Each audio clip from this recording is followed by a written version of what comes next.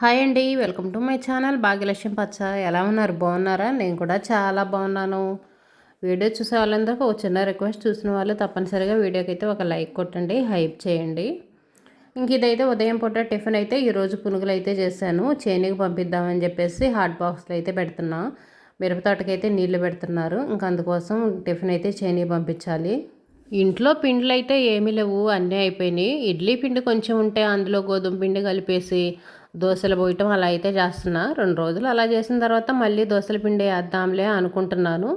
కానీ ఈరోజు ఇంకా మిరపతోటకి నీళ్ళు పెడుతున్నారు కదా, ఏం టిఫిన్ చేయాలి ఏం టిఫిన్ చేయాలని ఆలోచించి ఇంకా నిన్న ఇడ్లీ పిండి అయితే కొంచెం ఉంది. ఇడ్లీ పిండిలో గోధుమ పిండి కలిపి దోశలు పోసాను కదా, అదైతే కొంచెం ఉంది. ఇంకా నవీన్కి దోశలాగా పోసేసి మేము సేమియా ఉప్మా కానీ లేదనుకోండి, నైట్ అయితే కొంచెం అన్నం మిగిలింది.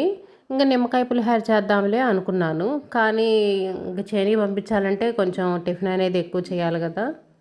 ఇంకా అందుకని చెప్పేసి ఇంకా నిన్నటి పిండి ఉంది కదా, ఇంకా అందులోనే కొంచెం గోధుమ పిండి, ఇంట్లో అయితే బియ్యం పిండి అయితే ఉంది. గోధుమ పిండి బియ్యం పిండి రెండు కలిపేసి ఇంకా పునుగులు అయితే వేస్తున్నాను. ఇడ్లీ పిండి లేకపోయినా సరే గోధుమ పిండి బియ్యం పిండి ఈ రెండు పిండ్లు ఉంటే చాలు. ఈ రెండు కలిపేసుకొని పునుగులు వేసుకోవచ్చు, చాలా బాగుంటాయి. మనం అచ్చం గోధుమ పిండితో పునుగులు వేసుకున్నా కానీ కొంచెం సాగినట్టుగా అనిపిస్తాయి. అచ్చం బియ్యం పిండితో వేసుకున్నా కానీ లోపల కొంచెం పిండి పిండిగా అనిపిస్తాయి. అంత టేస్ట్ అయితే బాగుండదు. రెండు కలిపి కనుక వేసుకున్నామంటే చాలా బాగుంటాయి. ఇందులో కొంచెం ఇడ్లీ రవ్వ ఉంటుంది కదా, ఇడ్లీ రవ్వ కూడా కలుపుకొని వేసుకున్నామంటే చాలా బాగుంటాయి. అప్పుడప్పుడు మీరు కూడా ట్రై చేయండి. ఇంట్లో పిండి ఏం లేదు, కొంచెం టిఫిన్ అనేది కొంచెం మంచిగా చేసుకోవాలి అనుకున్నప్పుడు మాత్రం ఈ విధంగా ట్రై చేసి చేసుకోవచ్చు. ఇంక నేనైతే పునుగులు వేసి పల్లీ చట్నీ అయితే చేసి ఇంకా చేనుకైతే పంపించాను. కొంచెం కారపొడి కూడా వేసాను. చట్నీ సరిపోయినా సరిపోయినా కొంచెం కారం వేసుకొని తింటారులే అని చెప్పేసి. ఇంకా అంట్లు చూడండి ఎన్ని అంట్లు ఉన్నాయో. ఇంకా అంట్లు మొత్తం అయితే కడిగేస్తున్నాను. సీఎంకి పిఎంకైనా ఒక రోజు రెస్ట్ ఉంటుందేమో కానీ మనకు మాత్రం రెస్ట్ ఉండదు అనుకోండి. డైలీ ఈ పనులు చేయాల్సిందే. డైలీ బండి అంట్లు కడగాల్సిందే, బట్టలు ఉతకాల్సిందే, ఇంటి పని మొత్తం చేసుకోవాల్సిందే. ఒక్క రోజన్నా రెస్ట్ ఉంటుందా? ఉండదు. నాకు తెలిసి అయితే మాత్రం మనకు ఒక్క రోజు కూడా రెస్ట్ అనేది ఉండదు. పండగ రోజులు అలాంటప్పుడైతే ఇంకా డబల్ పని అయితే ఉంటుంది. హెల్త్ బాగలేనప్పుడు ఇంకా చెప్పనవసరం లేదు. ఒకవైపు హెల్త్ బాగుండదు, ఒకవైపు ఇంట్లో పని చేసుకోవాలి. అప్పుడు ఇంకా కష్టం అనేది మాటల్లో చెప్పలేము. ఇంట్లో ఎవరు హెల్ప్ చేసేవాళ్ళు లేకపోయారనుకోండి, ఇంకా చెప్పనవసరం లేదు ఆ కష్టం. బయట నుంచి టిఫిన్ అయితే తెప్పించుకోగలుగుతాం కానీ అన్నం కూరలు అవన్నీ తెప్పించుకోలేం కదా. కొంచెం ఓపిక తెచ్చుకోవటం, అన్నం వండటం, మీద ఒక కూర చేసుకోవటం, లేదనుకోండి కూరలు కూడా తెచ్చుకునే అవకాశం ఉన్నవాళ్ళు కనీసం రైస్ అయినా వండుకొని బయట నుంచి కూరలు తెచ్చుకుంటారు. ఒకరోజు 2 రోజులైతే ఇంట్లో వాళ్ళు తెస్తారు కానీ 4-5 రోజులు తీసుకురావాలంటే తీసుకురారు, కోప్పడతా ఉంటారు. ఇంకా చిన్నగా ఓపిక తెచ్చుకొని చేసుకోవాల్సిందే, తప్పదు. నాకు తెలిసి అయితే మనకు రెస్ట్ అనేది ఉండదు. ఇంకా కొంతమంది పిల్లలు పెద్దవాళ్ళు అయిన తర్వాత రెస్ట్ తీసుకోవచ్చు అనుకుంటారు.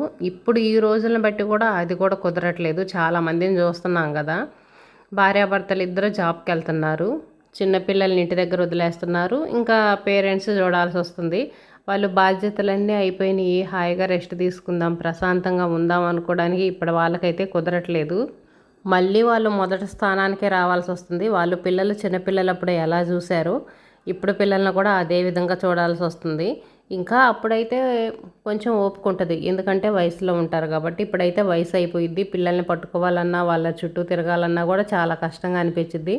కానీ తప్పదు, ఇప్పుడు సిచ్యువేషన్లు బట్టి ఇద్దరు జాబులకు వెళ్తున్నారు కాబట్టి ఇంకా పేరెంట్సే చూడాల్సి వస్తుంది. వాళ్ళు విదేశాల్లో ఉన్నా కానీ పేరెంట్స్ని తీసుకెళ్తున్నారు పిల్లల కోసం. లేదనుకోండి, వాళ్ళకి కుదరలేదనుకోండి, పిల్లల్ని అయితే ఇక్కడే వదిలేస్తున్నారు. ఎలాగైనా సరే వీళ్ళకి బాధ్యతలు అనేవి తప్పట్లేదు. మరీ ముఖ్యంగా మగవాళ్ళకంటే ఆడవాళ్ళకైనా అనుకోండి, మగవాళ్ళు జాబ్ చేసి ఒక వయసు వచ్చిన తర్వాత రిటైర్ అయిపోయి వాళ్ళు చక్కగా కూర్చొని రెస్ట్ తీసుకుంటా, ఉదయం పేపర్లు చదువుకుంటా, వాకింగ్ చేసుకుంటా, వాళ్ళ ఫ్రెండ్స్తో కబుర్లు చెప్పుకుంటా సరదాగా ఉంటున్నారు. కానీ ఆడవాళ్ళకైతే అలా కుదరదు. వాళ్ళకి ఇంకా రిటైర్మెంట్ అనేది ఉండదు. ఇంకా వాళ్ళు పిల్లలు పెద్దవాళ్ళు అయినా సరే ఇంటి పని అనేది చేయాల్సిందే, అంట్లు కడగాల్సిందే, బట్టల పనులని, ఇంకేదో వంట పని అని, ఇంకేదో ఒకటి ఉంటానే ఉంటుంది పని. ఇంటి పని అనేది మాత్రం తప్పనిసరిగా ఉంటుంది. ఇంత కష్టపడి ఈ పనులు చేస్తున్నా కానీ వాళ్ళని చిన్న చూపు చూస్తారు. వాళ్ళనే ఉందలేండి మనల్ని, అందులో నేను కూడా ఒకటే కదా. ఒక ఏజ్ వచ్చినాక చేయకుండా తప్పించుకోవడానికి కుదరదు. ఎందుకంటే ఇంట్లో వాళ్ళు జాబ్కి వెళ్ళారనుకోండి, జాబ్కి వెళ్ళి వచ్చి వాళ్ళు పనులు చేసుకోవాలంటే కుదరదు. ఇంకా ఇంటి దగ్గర మనం ఉంటాం కాబట్టి తప్పదు చెయ్యాలి. పిల్లల కోసమైనా తప్పదు కదా, చిన్న పిల్లల కోసమైనా బాధ్యతగా పనులు చేసి పెట్టాల్సిందే. మేము అప్పుడు కష్టపడ్డాము, ఇప్పుడు చేయలేము, రెస్ట్ తీసుకుంటాం అనటానికి ఉండదు. ఎందుకంటే మన పిల్లల కోసం మనం చెయ్యాలి తప్పదు కాబట్టి. ఇప్పుడైతే మాత్రం ఇలాంటివి ఎక్కువగా చూస్తున్నాం అనుకోండి. ఏవైనా పిండి వంటలు వండినా ఊర్లకు పంపించాలి, అవి మరిన్ని వండాలి, ప్యాకింగ్లు చేయాలి. అవి వండటానికి ఎంత కష్టపడతామో చాలా కష్టపడాల్సి వచ్చింది. పచ్చళ్ళని, కారాలని అన్నీ ఎక్కువ ఎక్కువ క్వాంటిటీ చేయాలి, అన్నీ అందరికి పార్సిల్ పంపించాలి. టెక్నాలజీ ఎంత పెరిగినా కానీ ఆడవాళ్ళకు మాత్రం ఈ పనులు తప్పట్లేదు. వంట చేయటం తప్పదు, బట్టలు ఉతకటం తప్పదు, అంట్లు కడగటం తప్పదు, ఇల్లు ఊడ్చుకోవడం తప్పదు, తుడుచుకోవటం తప్పదు. ఇలాంటి పనులు అనేవి అస్సలుగా తప్పనే తప్పవు. ఎంత పెద్ద ఉద్యోగస్తులైనా సరే ఎవరి పనులు వాళ్ళు చేసుకోవాల్సిందే. ఏదైనా పని మనుషులను పెట్టుకున్నా కానీ అన్ని పనులు చేయరు కదా, కొన్ని కొన్ని పనులైనా చేయాల్సిందే. అందరికీ పని వాళ్ళని పెట్టుకునే ఓపిక కూడా ఉండదు కదా, ఆ ఓపిక లేనప్పుడు మన పనులు మనం చేసుకోవాలి. ఇంకా నేనైతే బట్టలన్నీ ఉతికేసాను. ఇంకెదగొండి అంట్లు మొత్తం కడిగేసాను కదా, టబ్బు కేసు ఒక పక్కనైతే పెట్టేశాను. ఇంక ఇప్పుడు బట్టలు అయితే జాడించాలి. ముందు ఒకసారి జాడిద్దాంలే అని చెప్పేసి కొన్ని నీళ్లు పోసి బట్టలు మొత్తం జాడిచ్చేసాను. మళ్ళీ టబ్ కడిగేసి మళ్ళీ నీళ్లు పోసి ఇంక రెండోసారి బట్టలు అయితే జాడిస్తాను. 2 సార్లు జాడించామనుకోండి సర్పు వాసన సబ్బు వాసన లేకుండా బట్టలు నీట్గా ఉంటాయి. ఇంకా ఈ బట్టలు ఉతికిన నీళ్ళు ఉన్నాయి కదా, ఇంక ఈ నీళ్ళలో అయితే బండ్లు తుడుచుకునే కర్ర ఉంది కదా, అదైతే జాడిచ్చేసి ఇంక ఇదిగోండి గాబు చుట్టూ అయితే మొత్తం కడుగుతున్నాను. బయట ప్లేసు ఉంది కదా, ఆ ప్లేస్ కానీ ఇంకా బయట గొంతులు కానీ అవైతే ఇంక ఈ నీళ్ళు పెట్టి కడగట్లేదు. ఎందుకంటే సబ్బు నీళ్ళు కదా, సబ్బు నీళ్ళు ఒక్కోసారి సడన్గా కాళ్ళు జారుతాయి. కొంతమంది ఏం చేస్తుంటారంటే ఇంకా బట్టలు ఉతికి నీళ్ళు పెట్టి బండ్ల గడగన అవి చేస్తుంటారు. అది మంచిది కాదు. మనం ఏదో నీళ్లు వేస్ట్గా పారబోస్తున్నాం అని చెప్పేసి అలా కడుగుతాం, కానీ ఇవి సబ్బు నీళ్ళు సరుపు నీళ్ళు కదా, బండ్లు అనేవి త్వరగా జారుతుంటాయి. అందుకని ఈ నీళ్ళు పెట్టి కాకుండా నార్మల్ నీళ్ళు పెట్టి కడుక్కోవటమే మంచిది. ఇంకా ఒక వయసు వచ్చిన తర్వాత మనం చాలా జాగ్రత్తగా ఉండాలి. కాలు కనుక ఏదైనా స్లిప్ అయిందనుకోండి ఇంకా చెప్పలేము ఎప్పుడు ఏ పరిస్థితి ఎలా ఉంటుందో. 40 ఇయర్స్ వచ్చినాయి అంటే మాత్రం కొంచెం జాగ్రత్తగానే ఉండాలి. ఎముకల్లో పుష్టి అనేది తగ్గిద్ది. మన మీద పిల్లలు ఫ్యామిలీ చాలా ఆధారపడి ఉంటారు. అందుకనే ఇలా బట్టలు ఉతికేటప్పుడైనా ఎప్పుడైనా సడన్గా ఒక్కోసారి మనం ఎంత జాగ్రత్తగా ఉన్నా కూడా కాలు జారుతూ ఉంటుంది. చాలా జాగ్రత్తగా ఉండాలి. 40 ఇయర్స్ కనుక వచ్చినాయి అంటే ఇంకా మన గురించి మనం ఆలోచించుకొని చాలా జాగ్రత్తలు తీసుకోవాలంట. ఫుడ్ విషయంలో కానీ, పని విషయంలో కానీ, ఏ విషయంలో కూడా కొంచెం జాగ్రత్తగానే ఉండటం మంచిది అంటారు. కాకపోతే అన్నీ చేయటం కుదరదు కదా, కొన్ని కొన్ని విషయాల్లోనైనా సరే కొంచెం జాగ్రత్తగా ఉండటం అయితే మంచిది. ఒక్కోసారి మనం టైం బాగలేదనుకోండి, ఉట్టి కాలు సరిపడ్డా కూడా కాళ్ళు ఇరగడం, చేతులు ఇరగటాలు అలా జరుగుతుంటాయి. బాత్రూంలో పడి తలకు దెబ్బలు తగలటాలు ఇలాంటి సంఘటనలు చాలా చాలా జరుగుతున్నాయి. చాలా చాలా వింటూనే ఉన్నాము. అందుకనే కొంచెం జాగ్రత్తగా ఉండటం అయితే మంచిది. మాలాంటి వాళ్ళకన్నా అయితే బండ్లు ఇంట్లో మొద్దు బండ్లు ఇప్పుడు అందరైతే ఈ టైల్స్ అని పాలిష్ బండ్లు అని ఇవైతే వేయించుకుంటున్నారు. వాటి మీద ఒక్క చుక్క నీళ్లు పడ్డా కానీ మనం పొరపాటున కాలేసామంటే ఇంకా చెప్పనవసరం లేదు, మామూలుగా జారదు.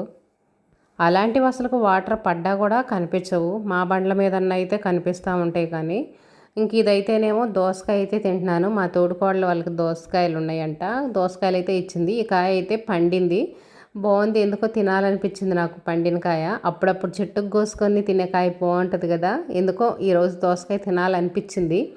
ఇంకా అంట్లు కడిగేసి బట్టలు ఉతికేసి అలసిపోయాను కదా, ఇంకా కాసేపు కూర్చొని అలా రెస్ట్ తీసుకొని ఈ దోసకాయ అయితే తింటున్నాను. ఇలాంటి వెజిటేబుల్స్ కానీ ఫ్రూట్స్ కానీ తింటే చాలా మంచిది. ఒక్కోసారి చేలో దొరుకుతూ ఉంటాయి కదా, అప్పుడప్పుడు చెట్టుకు కోసుకొని తింటే భలే బాగుంటాయి, టేస్ట్గా అనిపిస్తాయి. అప్పుడప్పుడు కోసుకున్న టమాటాలు, దోసకాయలు మంచి టేస్ట్ అనిపిస్తాయి. ఇంకా దోసకాయ తినేసిన తర్వాత వంట అయితే స్టార్ట్ చేస్తున్నాను. ఈరోజు కూర అయితేనేమో సొరకాయ టమాటా చేస్తున్నా. సొరకాయ టమాటా ముందే కట్ చేసి పెట్టాను కూర చేద్దాంలే అని చెప్పేసి. తర్వాత ఇంకొంచెం ఈరోజు లేట్ అయింది, అంట్లో అవన్నీ ఉన్నాయి, బట్టలు ఉన్నాయి. ఇప్పుడు కూర అయ్యేంతవరకు మళ్ళీ ఇక్కడ కూర్చోవడం ఎందుకులే అని చెప్పేసి ఇంకా కూరగాయలు కట్ చేసా, కానీ దాని మీద ఒక కవర్ వేసి పెట్టేశాను. ఇంకా కూరగాయలు దోమలు అవన్నీ వాళ్తున్నాయి కదా, అవన్నీ వాలకుండా ఉంటాయని కవర్ వేసి పెట్టాను. సొరకాయ టమాటానే కాబట్టి పాడవు. మనకు వంకాయలు బంగాళదుంపలు ఇలాంటివి అయితే మాత్రం కట్ చేసిన వెంటనే మనం కూర చేసుకోవాలి. కానీ ఇలాంటివి అయితే ఒక గంట మరీ ఎక్కువ టైం కాదు, ఒక అరగంట లేట్ అయినా సరే ఇబ్బంది ఉండదు. అందుకనే కవర్ పెట్టేసి అయితే పెట్టేశాను. నవీన్కి అయితేనేమో నిన్న చికెన్ ఉంది కదా, ఆ చికెన్ అయితే వేసి పంపించాను వాడికి. ఇంకా మేమైతేనేమో సొరకాయ టమాటా కూర అయితే చేసుకుంటున్నాము. సొరకాయ టమాటా కూర కూడా చాలా బాగుంటుంది. ఇందులో కొంచెం మనం దోసకాయ టమాటా అలా అలా చేసుకుంటాం కదా, సేమ్ ఇంక అదే ప్రాసెస్, వేరే ఏముండదు. ఇందులో కొంచెం ఉప్పు పసుపు వేసి బాగా మగ్గనిచ్చేసి సగం మగ్గిన తర్వాత ఇంకా ఉప్పు కారం కొంచెం మసాలా కనుక వేసుకున్నాం అనుకోండి చాలా బాగుంటుంది. అన్నంలోకి బాగుంటుంది, చపాతీల్లోకి బాగుంటుంది, దేంట్లోకైనా బాగుంటుంది. ఇప్పుడు ఒక ప్రాబ్లం అయితే వచ్చింది, కారం అయితే అయిపోయింది. ఇది కూడా ఒక ప్రాబ్లం అక్క అనుకోవచ్చు. నిజంగా మనకి ఇలాంటివే ప్రాబ్లం అండి. ఇంట్లో ఉప్పు కారం ఉప్పులు పప్పులు అయిపోతే మనకు ఒక పెద్ద దిగులు అనుకోండి. కదమయ్యన్నా కొనుక్కొచ్చుకోవచ్చు, కానీ కారం మాత్రం కొనుక్కోలేము. కొనుక్కుంటే వస్తుంది, కాకపోతే డబ్బులు ఎక్కువ పడతాయి, మనకేమో తక్కువ కారం వచ్చింది. మేము అసలు కారం ఇలాంటివి అయితే కొనుక్కోము. ఎప్పుడు ఎండాకాలంలో కారం అయితే కొట్టించుకుంటాను, కానీ ఈ సంవత్సరం ఎందుకనో త్వరగా అయిపోయింది. కారం అంత మంటగా లేదు, మంటగా లేకపోవటం వల్ల ఎక్కువ కారం అయితే వాడేసాము. మేము కారం ఎక్కువ తింటాం కదా, అందుకోసమే ఈ సంవత్సరం అయితే త్వరగా అయిపోయింది. కారం చాలా తక్కువగా ఉంది, అదే దిగులుగా ఉంది. మిరపకాయలు తెచ్చుకొని కొట్టించుకోవాలి. మిరపకాయలు కొనుక్కరావాలన్నా ఇప్పుడు మార్కెట్లో రేట్ ఎక్కువగా ఉంటాయి. మేమైతే మామూలుగా రైతుల దగ్గరే తీసుకుంటాము. మేము వేయకపోయినా కానీ వేరే వాళ్ళ దగ్గర తీసుకొని కొట్టించుకున్నాం అనుకోండి, అప్పుడు రేటు తక్కువగా వచ్చిద్ది. ఎక్కువ రేటు పెట్టి కొనుక్కొని కొట్టించుకోవాలంటే కష్టంగా అనిపించిద్ది. అలవాటు లేదు కదా, కష్టంగా అనిపించిద్ది. కానీ తప్పదు, 1 కేజీ అయినా తీసుకొని కారం అయితే కొట్టించుకోవాలి. కారం లేకపోతే మనకు అసలు జరగదనుకోండి. అన్నీ ఉంటేనే మనం వంట అనేది చేసుకోగలుగుతాము. మనకి చీరల్లో నగల కంటే కూడా ఇంట్లో ఉప్పులు పప్పులు పచ్చళ్ళు ఇవి నిండుగా ఉన్నప్పుడే సంతోషంగా ఉంటాము. ఇంకా టీ పెట్టేసుకొని అయితే తాగుతున్నాను. నా టీ సంగతి చెప్పనవసరం లేదండి. ఎప్పుడు పడితే అప్పుడు తాగుతూ ఉంటా, ఒక్కోసారి మర్చిపోతుంటా, ఒక్కోసారి సడన్గా గుర్తుకొచ్చినప్పుడు అయితే తాగుతాను. ఇంక ఇదేనండి ఈరోజు వీడియో. వీడియో నచ్చితే లైక్ చేయండి, షేర్ చేయండి, సబ్స్క్రైబ్ చేసుకోండి.